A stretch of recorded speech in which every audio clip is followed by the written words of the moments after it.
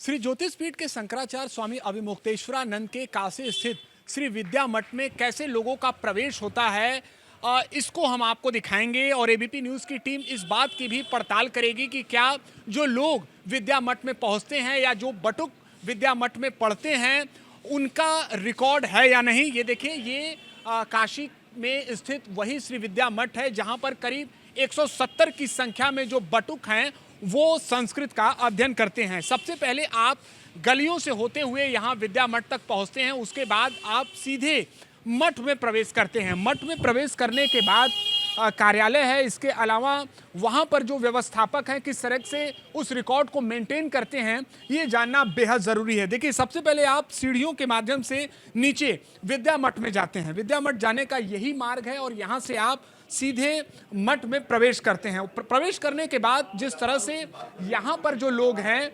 वो रिकॉर्ड को मेंटेन करने का काम करते हैं। आप देखिए यहाँ पर है, और जो यहाँ के कर्मचारी हैं, इसके अलावा जो यहाँ पर पढ़ने वाले लोग हैं उनके रिकॉर्ड को कहाँ मेंटेन किया जाता है ये जानना ज़रूरी है। हमारे साथ बातचीत के लिए यहाँ पर ये जो व्यवस्थापक हैं वो मौजूद हैं और उनसे हम बात करेंगे। क्या नाम है आपका? जी, मेरा नाम कृष्ण कुमार द्विवेदी है।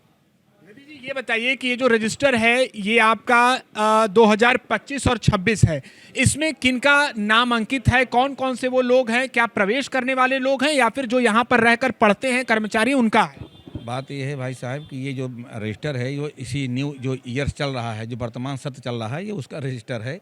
उसमें जितने कर्मचारी या जो भी यहाँ पर काम कार्यरत लोग हैं उनका यहाँ मेंटेनेंस होता है। यहाँ सबकी अटेंडेंस लगती है, हाजिरी लगती है। और बच्चों का जो अटेंडेंस है वो छात्रों वो अध्यापकों के पास रहता है, वो अटेंडेंस लेते हैं चूँकि क्लास में। तो वो जो कार्यालय है वहाँ पर उनका रजिस्टर रखे हुए हैं, वो शिक्षक जा करके वहाँ उनके अटेंडेंस लेते हैं। कितने बच्चे यहाँ पर संस्कृत का अध्ययन करते हैं? लगभग संख्या कितनी है? लगभग संख्या वही 170-80 के आसपास होगी। वो 200 तक जा सकती है क्योंकि रिकॉर्ड ऑन रिकॉर्ड मेरे पास वो तो यहाँ इसमें देखना पड़ेगा। वो तो रजिस्टर में वहाँ पर एंट्री है, क्योंकि प्रतिवर्ष बच्चे भर्ती होते हैं और प्रतिवर्ष आगे बढ़ जाते हैं। तो जो न्यू बच्चे हैं वो 200 के आसपास हैं। अच्छा, ये बताइए कि जो बच्चों ने आरोप लगाया है, सबसे बड़ी बात यह है कि क्या उनका रिकॉर्ड यहाँ पर है? उनसे संबंधित जो चीज़ें हैं क्या वो यहाँ पर हैं? अगर वो बच्चे होते तो रिकॉर्ड होता। जब वो यहाँ बच्चे ही नहीं आए कभी ज़िंदगी में तो उनका रिकॉर्ड कहाँ से होगा? हम लोगों ने जब ये लगा था तो हम लोगों ने पूरा एक बार जो है रजिस्टर पूरा पलटा के देखे थे। वो यहाँ के छात्र नहीं हैं, ना हमारे यहाँ कहीं भर्ती हुए, वो कहाँ के हम लोग ये भी नहीं जानते हैं। क्योंकि हमारे यहाँ प्रत्येक गांव का, प्रत्येक बच्चे का, माता पिता का और उनके साथ में आने जाने वाले लोगों का भी नाम रहता है।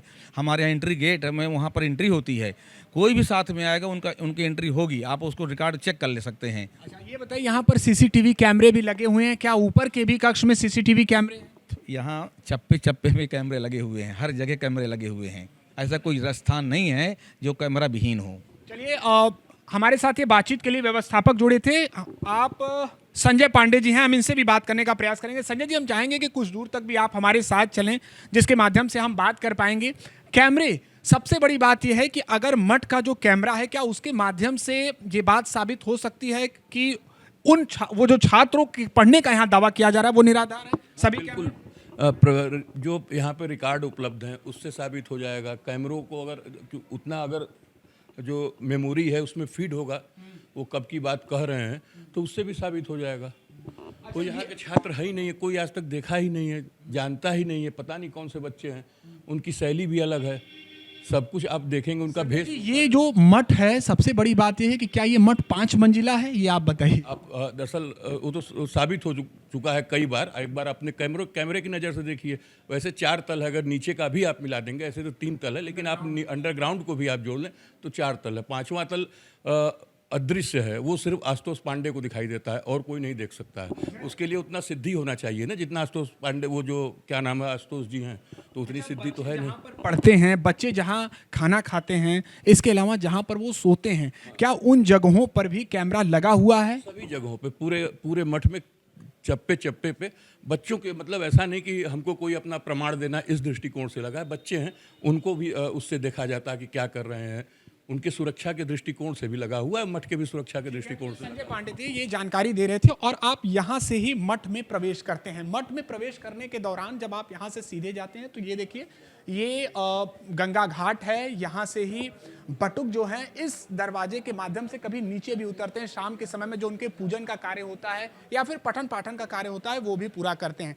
अब देखिए सबसे जो प्रमुख कक्ष है या वो यूँ कह ले कि हॉल है वो यहाँ पर ही है। यहाँ पर ही शंकराचार्य स्वामी अभिमुक्तेश्वरानंद अपने जो दर्शक समर्थक हैं, इसके अलावा जो भक्त हैं उनके बीच में आते हैं, उनको बातचीत उनसे होती है और यहाँ पर पूजन का कार्य नित्य तौर पर दैनिक तौर पर होता है। सुबह हो शाम हो उस दौरान इस पूरे पूजन कार्य को पूरा किया जाता है। लेकिन जो सबसे बड़ा ये हॉल है यहाँ पर ही सभी लोग इकट्ठा होते हैं और उसके बाद शंकराचार्य उनसे मुलाकात करते हैं। तो निश्चित ही ये जो मठ का सबसे बड़ा केंद्र है वो यही कक्ष है। यहाँ से ही वो सभी से बातचीत करते हैं। तो एबीपी न्यूज़ की टीम आपको ये दिखाना चाह रही थी कि किस तरह से आम जनमानस हो या फिर यहाँ पर मठ पर रहने वाले लोग हों, उनके रिकॉर्ड को, उनके आने जाने के विषयों को एक रिकॉर्ड के रूप में रखा जाता है। एबीपी न्यूज़ के लिए वाराणसी से निशांत चतुर्वेदी।